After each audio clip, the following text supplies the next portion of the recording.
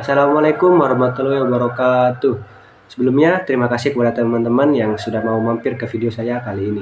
Di sini saya akan mempresentasikan hasil course paper saya. Sebelumnya, perkenalkan nama saya Muhammad Alvin Kocar dengan NIM 2302111000215. Saya merupakan mahasiswa Universitas Trunojoyo Madura, Fakultas Ekonomi dan Bisnis Prodi Manajemen. Sebelumnya, saya berterima kasih kepada dosen pengampu akuntansi biaya Bapak Dr. Sultan Syah SE MAK CA. Saya akan menjelaskan tentang activity based costing. Perusahaan modern menghadapi berbagai tantangan dalam mengelola biaya operasional, terutama dalam lingkungan bisnis yang semakin kompetitif. Salah satu tantangan utama yang dihadapi oleh perusahaan adalah bagaimana cara mengalokasikan biaya overhead secara akurat ke produk atau jasa yang dihasilkan. Dalam sistem biaya tradisional, biaya overhead sering kali dialokasikan secara merata berdasarkan satu ukuran, seperti jumlah jam kerja langsung atau unit yang diproduksi. Sistem ini dapat dihasilkan di alokasi biaya yang tidak akurat, terutama bagi perusahaan yang menghasilkan berbagai jenis produk atau jasa dengan tingkat kerumitan yang berbeda. Kelemahan ini memicu perlunya pengembangan metode yang lebih tepat. Salah satunya adalah activity based costing.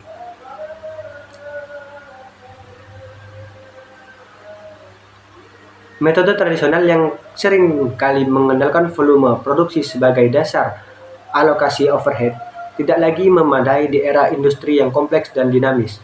Dalam perusahaan modern, overhead mencakup berbagai elemen seperti pemeliharaan mesin, listrik, layanan pendukung, dan aktivitas administratif yang tidak semuanya berhubungan langsung dengan volume produksi. Oleh karena itu, sistem biaya tradisional yang mengandalkan satu ukuran alokasi seperti jumlah unit yang diproduksi dapat mengakibatkan produk dengan volume produksi rendah, tetapi konsumsi overhead tinggi dialokasikan terlalu sedikit. Sementara produk volume tinggi dengan konsumsi overhead rendah dibebani terlalu banyak biaya.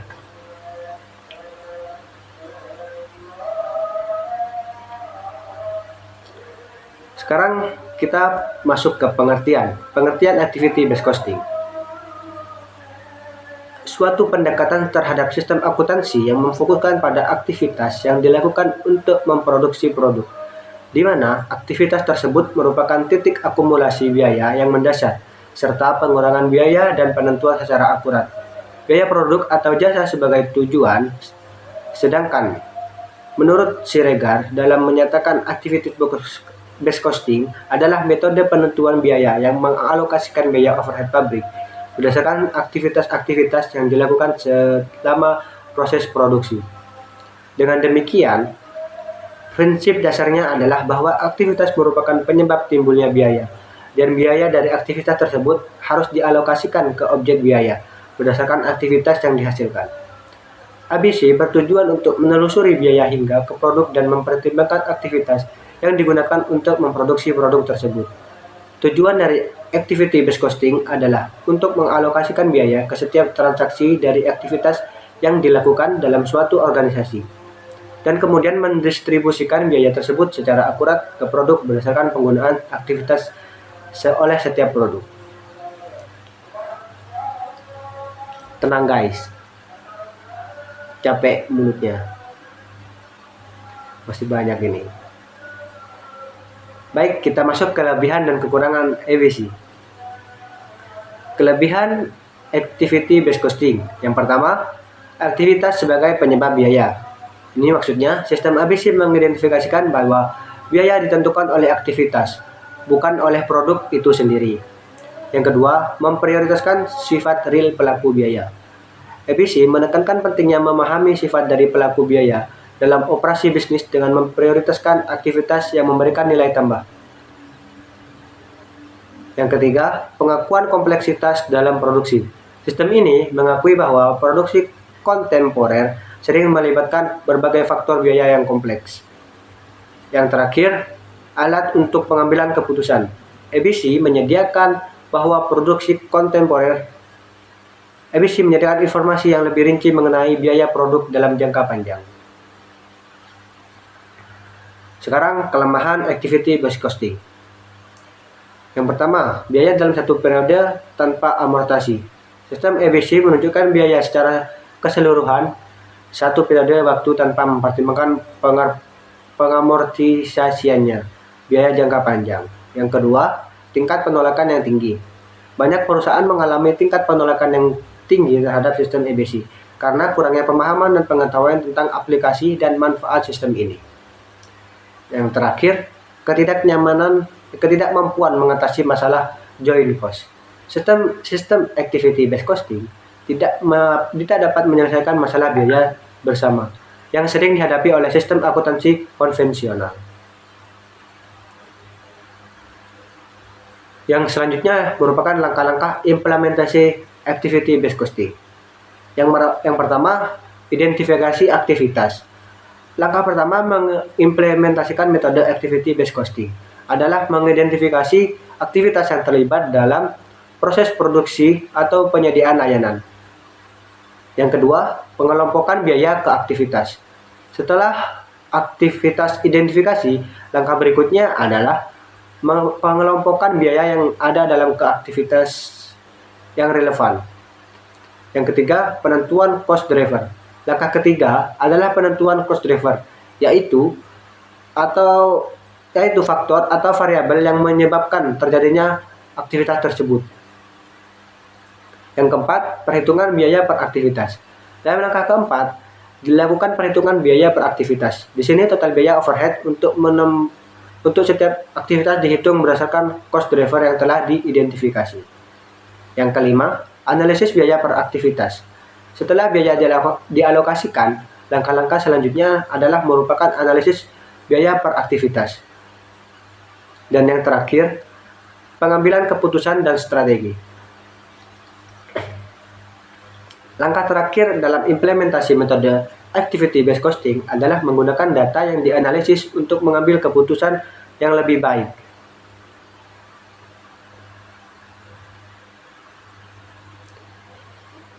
Perbandingan EBC dengan sistem tradisional.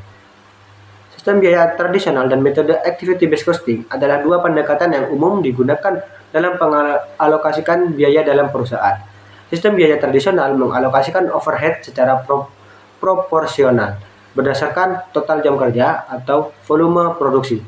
Metode ini memanfaatkan rata-rata untuk menghitung biaya yang akan dialokasikan ke setiap produk, sehingga membuat prosesnya lebih sederhana dan mudah dipahami, karena pendekatan ini tidak memerlukan analisis mendalam terhadap berbagai aktivitas yang terjadi dalam proses produksi. Banyak perusahaan mengandalkan untuk penghitungan biaya. Baik, kita masuk ke fase terakhir, yaitu merupakan kesimpulan. Kesimpulan mengenai activity based costing menunjukkan bahwa metode ini menawarkan pendekatan yang lebih akurat dan komprehensif dalam perhitungan biaya dibandingkan dengan sistem biaya tradisional. Dengan fokus pada aktivitas sebagai penyebab timbulnya biaya, EBC memungkinkan perusahaan untuk melacak dan mengalokasikan biaya berdasarkan penggunaan sumber daya yang sebenarnya.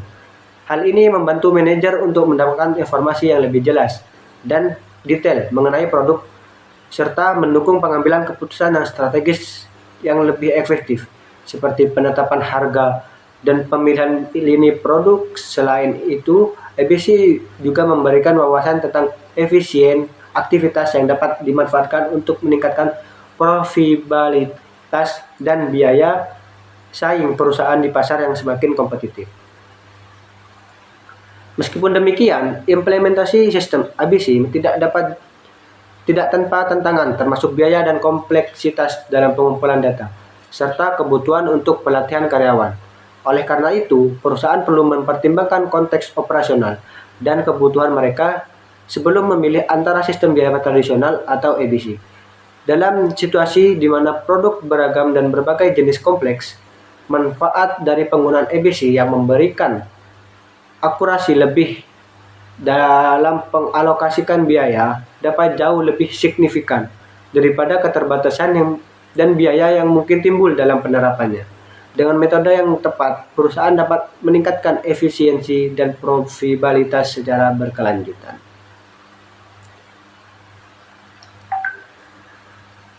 Mungkin itu saja penyampaian materi cross paper activity based costing. Tapi di sini masih 9 menit, guys.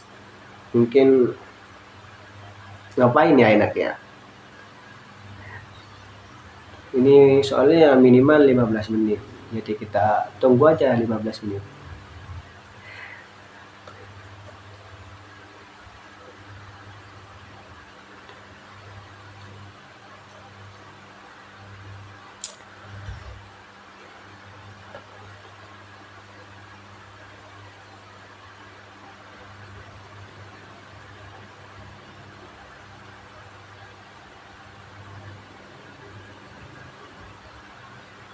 Baik, sambil kita nunggu 15 menit, makan dulu ya teman-teman.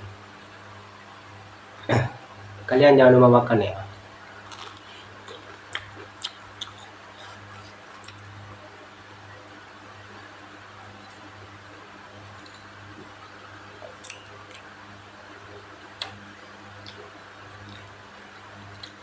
Supan pertama untuk kalian.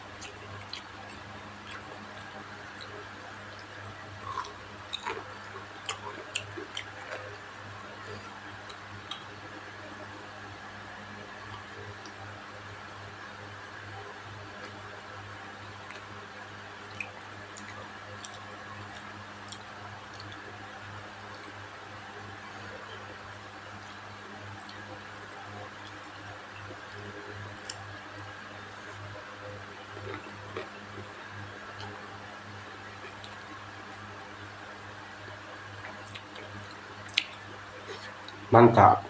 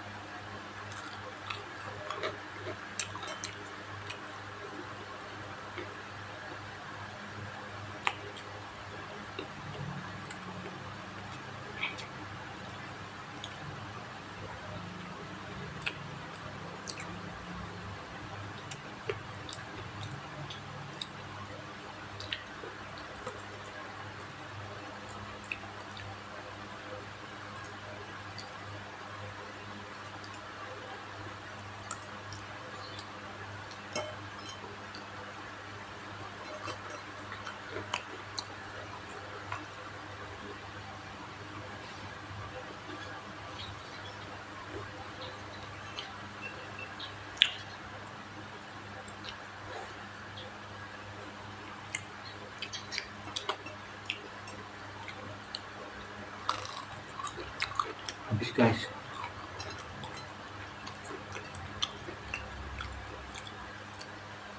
Teman terakhir.